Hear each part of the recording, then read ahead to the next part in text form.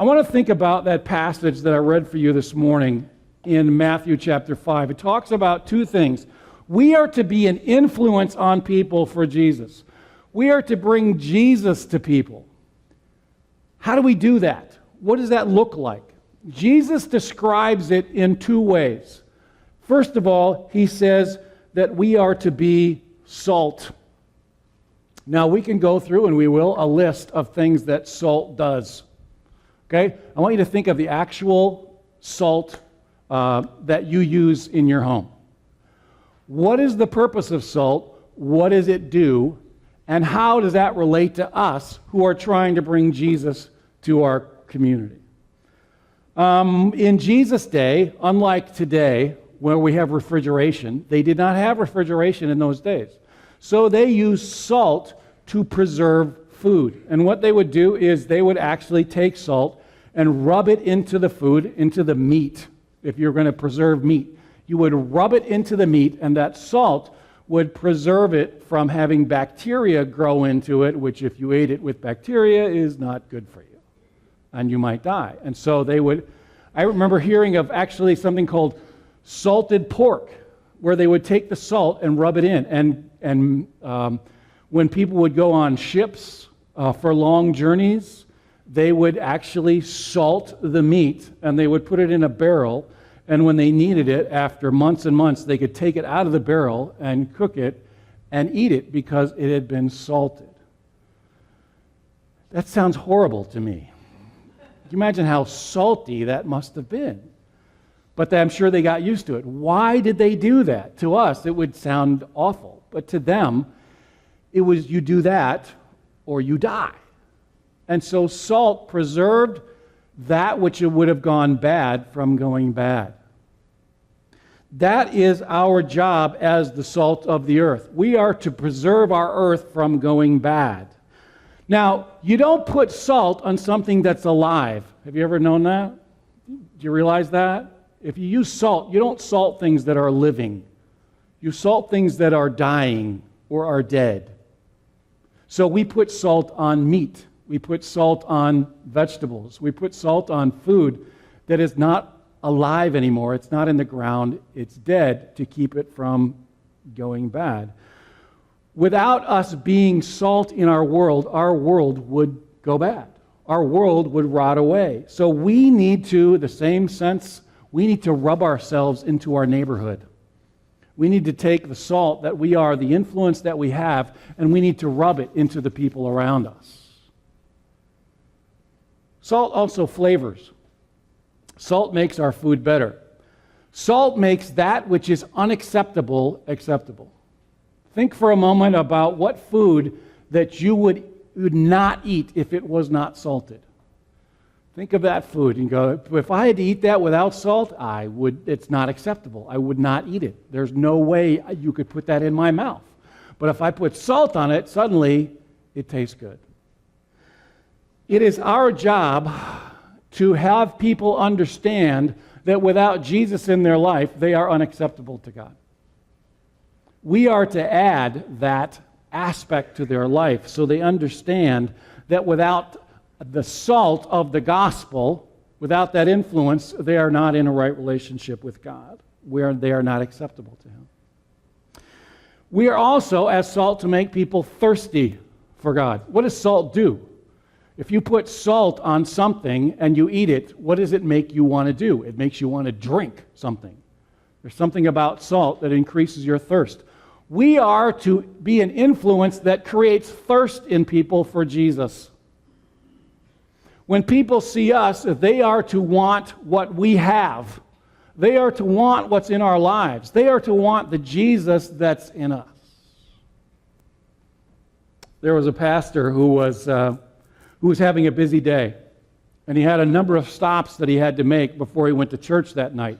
He needed to stop off at the store, he needed to pick something up, then he needed to pick up his daughter who was playing in a game, then he needed to drop her off at home, and then he needed to go to church to a deacon's meeting, and after that he had some counseling sessions that he had to be at as well. And so he came to the store, and while he was at the store, he saw a sign in the music department that said, 2 CDs for $9.99.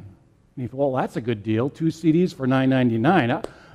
I've had 2 CDs that I've wanted to get. Hopefully they'll be the ones on sale, and I'll get those. And he went and he looked, and he found that they were the ones that were on sale. And so he went to the checkout counter, and the girl who was there checked out his items and the other things that he bought.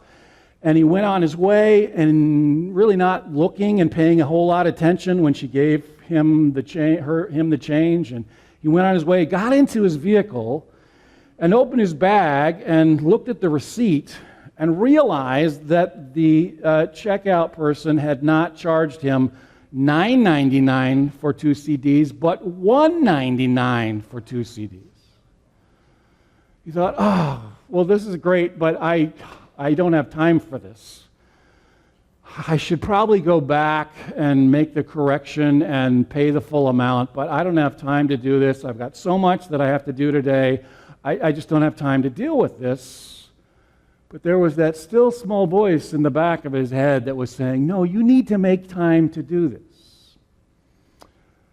So he went back in the store, and he went to the checkout line that he had paid for the CDs at, and he made sure that the girl who was there that checked him out was still the one that was there. He got in the line, got up to her, and he said to her, excuse me, but you made a mistake. I came here just a few minutes ago, and these 2 CDs were supposed to be $9.99, and you charged me $1.99. I need to have that right. And she goes, well, actually, it's not wrong. No, you don't understand. 2 CDs for $9.99. I paid $1.99 because you made a mistake. And she says, no, you don't understand. That's not wrong. So what do you mean? Well, let me explain, she said. She said, I've been out of church now for about 17 years. And I've been having a lot of problems in my life lately, and I realized that I really need to get back to God. But I really didn't know where to start. So I decided to just look on the internet and find the closest church to me, and I did. And that next Sunday, I went to church, which was just this past Sunday, and I slipped in the back. And during the sermon, the pastor was talking about living with integrity. And it just so happened that you were the pastor who was preaching the sermon. And when I saw you in my checkout line, I decided to find out if what you were saying on Sunday was what you lived on Monday. And I've decided that because you are living out what you said on Sunday, that I need Jesus in my life. And he had the opportunity through that to actually bring her Jesus. Because he did what he said you should do. He was salt in his community. He brought her in a whole different kind of way, Jesus, and it led her to wanting the real thing. We need to be salt in our community. Secondly, we need to be light.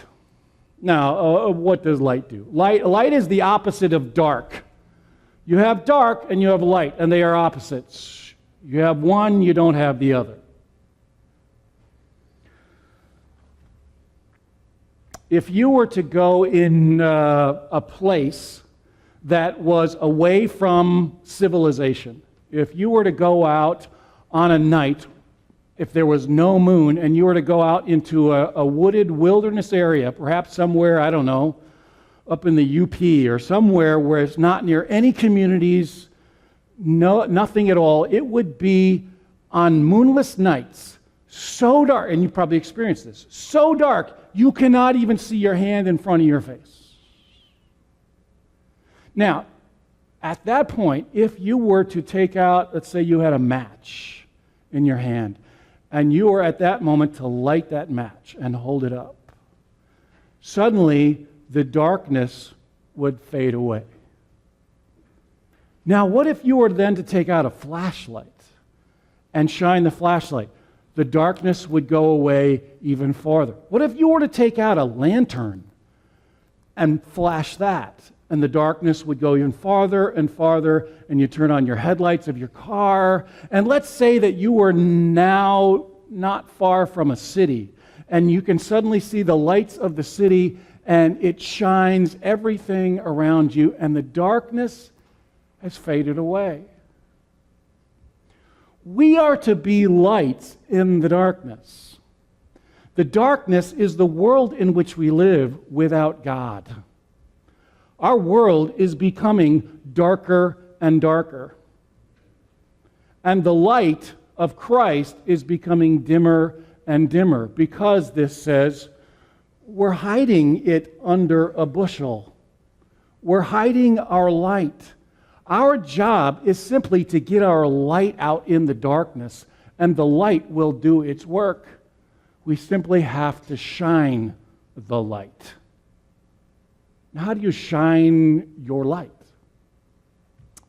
There was a church in Texas who decided that they wanted to do something to bring Jesus into their community. They thought, well, what can we do? You know, we will go stand out on the corner and preach, or what can we do? Somebody said, well, why don't we just do something as simple as, let's have a car wash.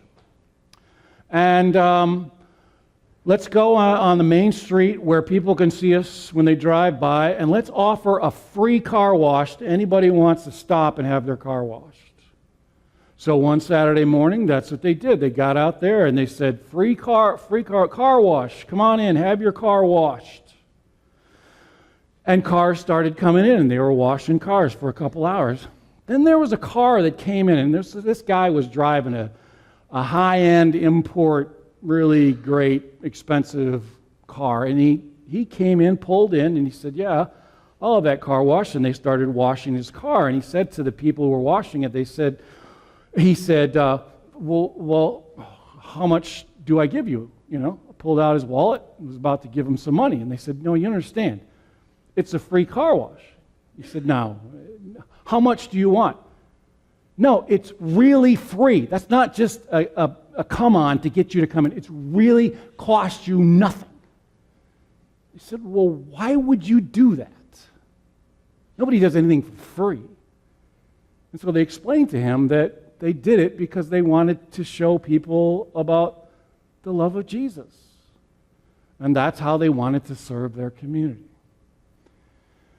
He was so stunned by that he started pouring out his heart to these people who were washing his car about the troubles in his life and how he's realizing that he needed something more than what he had in his life.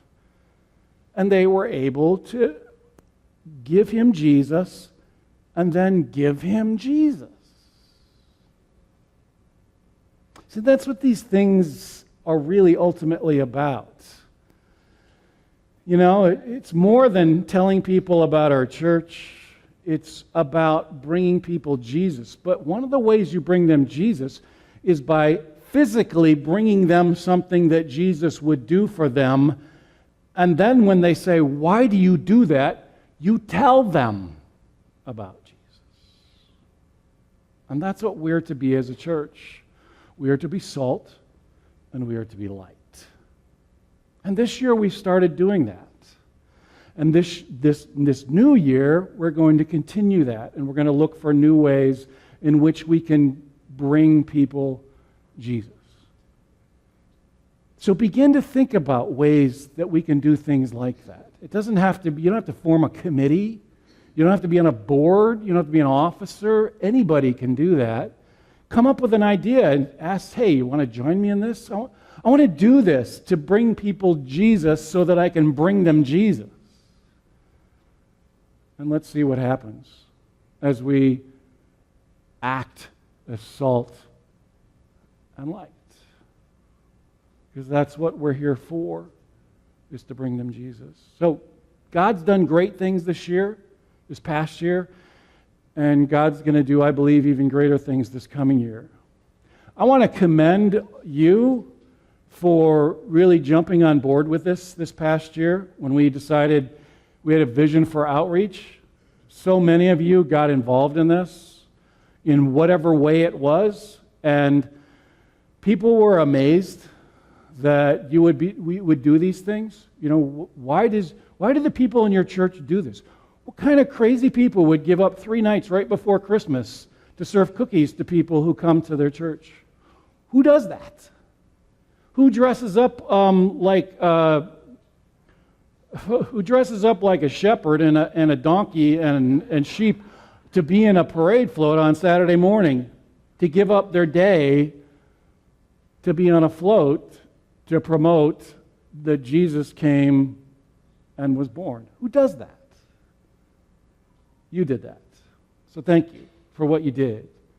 Thank you for getting this. And I believe that people are going to hear more about Jesus, and people are going to wonder why it is we do this, and we'll have the opportunity to tell them. So let's pray for that. Pray that we can be light, be salt. Just be who you are as a believer, and you'll have an impact. And I believe that people will start coming to you and saying, why do you live that way? Why do you do that? Whatever you got, I want that in my life.